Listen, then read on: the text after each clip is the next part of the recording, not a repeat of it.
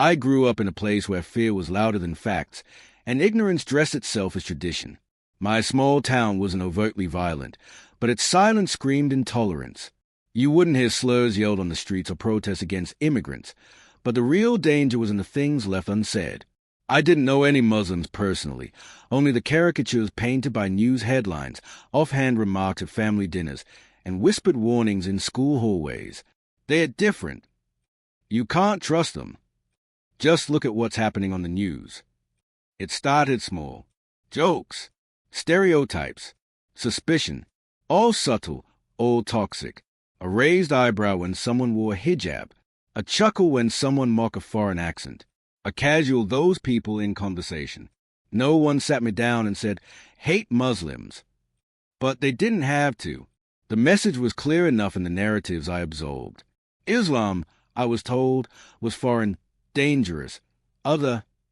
In my early 20s, that unconscious bias turned conscious. Every terror attack reported in the media, every negative headline, seemed to confirm what I thought I already knew. I didn't dig deeper. I didn't question sources. I consumed content that aligned with my beliefs, talk shows, articles, podcasts that fed the beast. Anything that painted Muslims in a positive light felt suspicious. I labeled it propaganda or naivety. I lived in a feedback loop of fear and superiority. I told myself I was just being realistic, that I had common sense. I avoided places where Muslims lived. I noticed names on resumes and made silent judgments. I became the kind of person who prided himself on being woke to the threat. I didn't think I was hateful. I thought I was patriotic, informed, and just cautious. Looking back, I see how easy it is to confuse prejudice with principle when you've never truly seen the humanity of the people you're judging. The worst part? I didn't even know how deeply that fear had rooted itself in me. It wasn't just about Muslims. It was about control, about certainty, about protecting an identity that was never threatened to begin with. But the universe has a strange sense of irony. The very people I judged from afar were about to enter my life in the most unexpected, transformative way, stripping away the comfort of my echo chamber and exposing me to something I hadn't experienced in years. Truth. An unlikely encounter. It was a work conference, corporate, boring, routine. I was there out of obligation, not interest. We were crammed into a conference center with bad coffee and worse lighting. The kind of setting where small talk is forced and eye contact is optional. We were split into small teams for a week-long leadership workshop. Icebreakers, group tasks, problem-solving games. Typical team-building fluff. And that's where I met him. Adil. He was everything I had assumed a Muslim wouldn't be. Articulate. Warm. Disarming.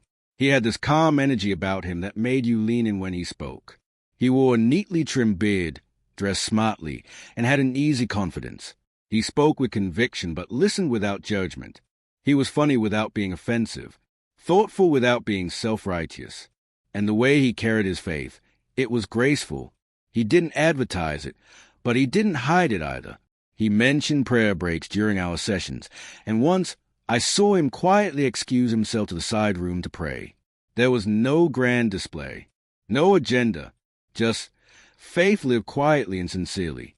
At first, I kept my distance. Friendly, but guarded. Years of prejudice don't vanish in a moment. My mind still tried to rationalize things. Maybe he's different. Maybe he's not like the others. But that narrative didn't hold for long. Adil had this way of drawing people in.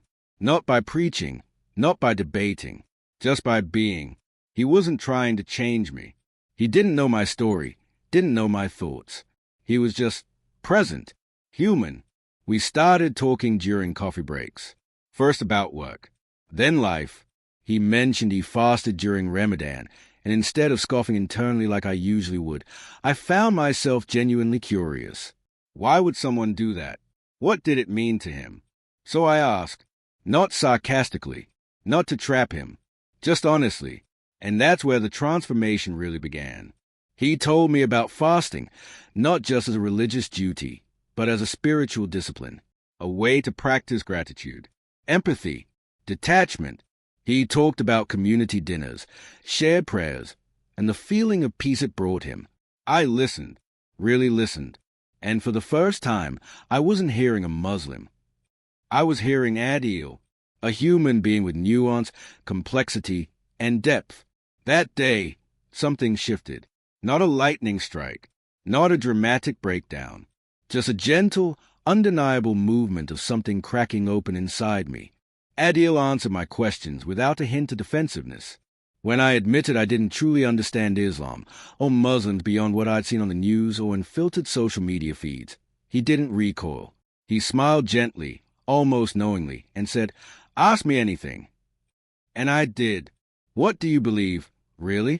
Why do you pray 5 times a day? What do you actually think about terrorism?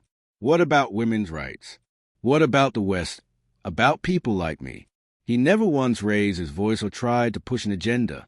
He didn't defend Islam like someone guarding a fortress. He just shared his beliefs, his upbringing, his fears and joys, his late-night conversations with God, his love for his mother, his dreams of building something that helped others. It was the first time I had heard a Muslim speak not in reaction to hate, not through a microphone on the evening news, not in a debate clip going viral, but just as a person. Whole, complex, real, not a symbol, not a warning, a soul. That experience tore through the shell of assumptions I had lived in for decades. I realized how lazily I had held on to my views, how convenient it was to cling to them without scrutiny. I had accepted stereotypes as truth not because I had proof, but because they were simple, predictable, easy to explain to myself and others. They made me feel secure in a chaotic world. But now, that security was being replaced by something uncomfortable, but much more powerful, awareness. One day, as we sipped coffee between sessions, I asked him, "Do you know how rare this is? Someone like me having a real, honest conversation with someone like you." He didn't even pause. He looked at me, calm and steady, and said, "That's a problem. We should be the rule, not the exception." That sentence didn't just stay with me. It haunted me. It echoed when I watched the news, when I heard people at work make offhand comments, when I read old posts I had written online. It echoed when I looked in the mirror. It was a kind of truth you can't unhear once it hits your bones. Mirror moments. After that week with Adil, my world didn't just shift.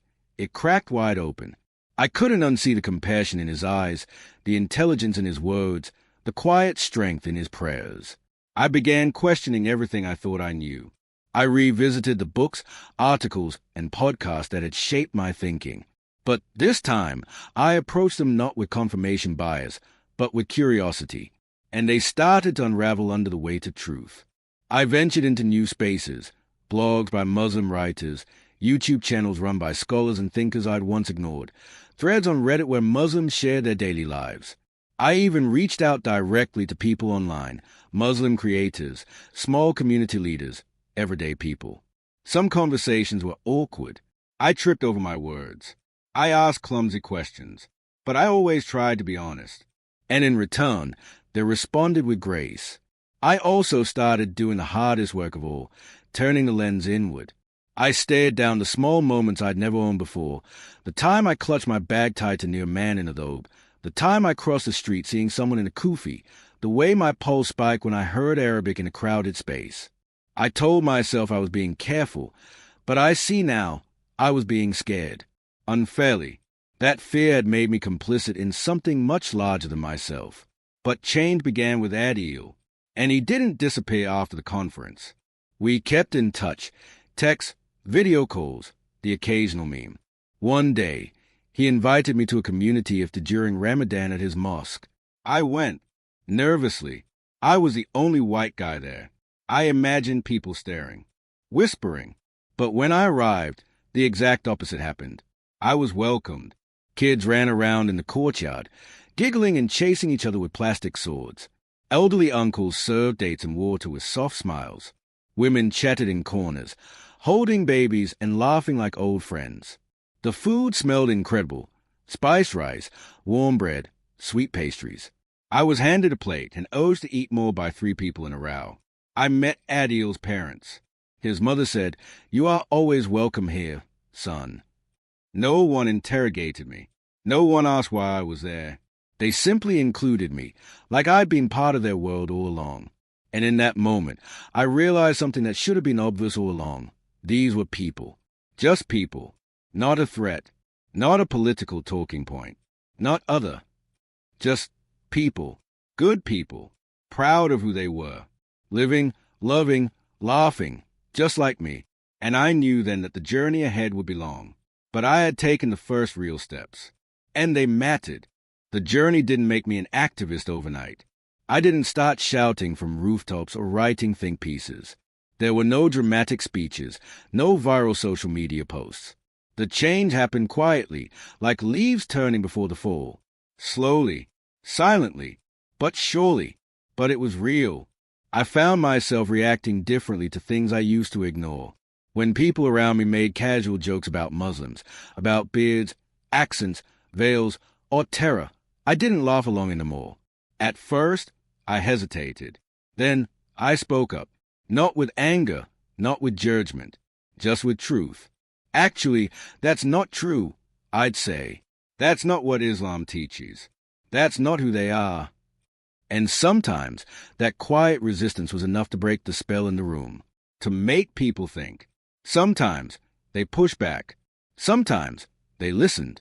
And for the first time in my life, I was willing to be uncomfortable if it meant standing beside what was right. I started reading the Quran, not to debate or disprove, but to understand. I approached it the way I wish someone would approach me, with an open heart and no agenda. I was surprised by the beauty, the poetry, the repetition of mercy. I read verses about peace, about justice, about honoring others regardless of their faith.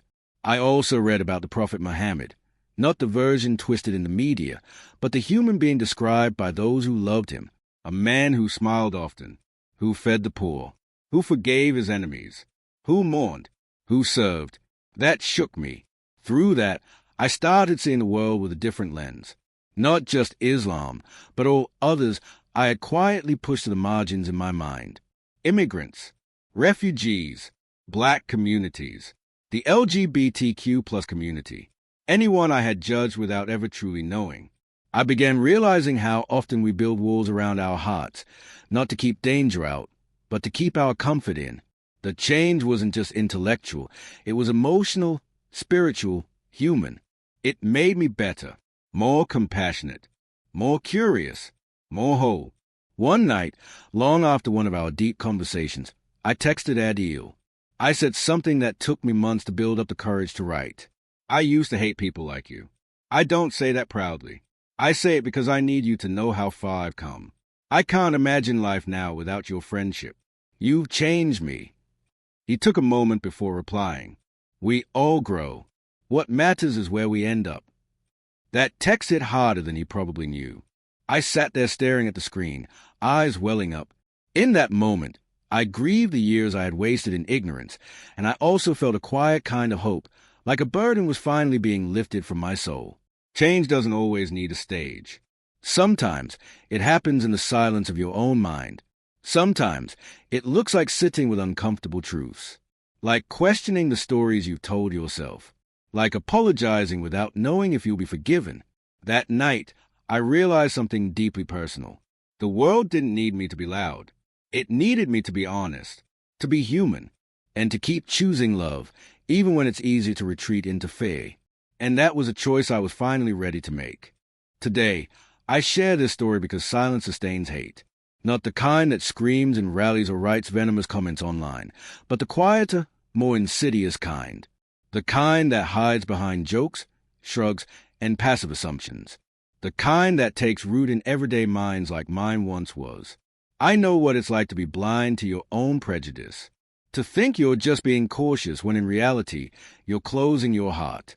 You build mental walls, thinking to protect you, when really they imprison you in a distorted view of humanity. I was that person. Not malicious, not overtly cruel, but indifferent, dismissive, a silent bystander to my own ignorance. And I changed, not because someone yelled at me, called me out online, or shamed me into submission. I changed because someone saw me as worth engaging. Adil never tried to fix me. He didn't preach or argue. He didn't throw my ignorance back in my face. He showed up, authentically, patiently, with consistency and kindness. He never acted like a representative of an entire faith. He didn't claim to be perfect. He was simply a human being who made space for another human being to grow. That's the power of human connection. It's not loud. It doesn't trend. But it transforms in ways nothing else can. If you're someone who has judged without knowing, truly knowing, ask yourself, why? Where did your ideas come from? What book shaped you? What voices have you allowed to define a people you've never met? Have you ever shaken hands with the ones you fear? Have you ever listened with the intent to understand, not to debate or convert, but simply to witness a truth? I hope you do, because hate cannot survive proximity. It withers when met with kindness. It dissolves when exposed to nuance. And it disappears when replaced by real, lived experience. This isn't a story about a religion changing me. It's not about theology or conversion or proving a point. This is a story about a human being changing me. A man who opened a window in a room I didn't even realize was dark.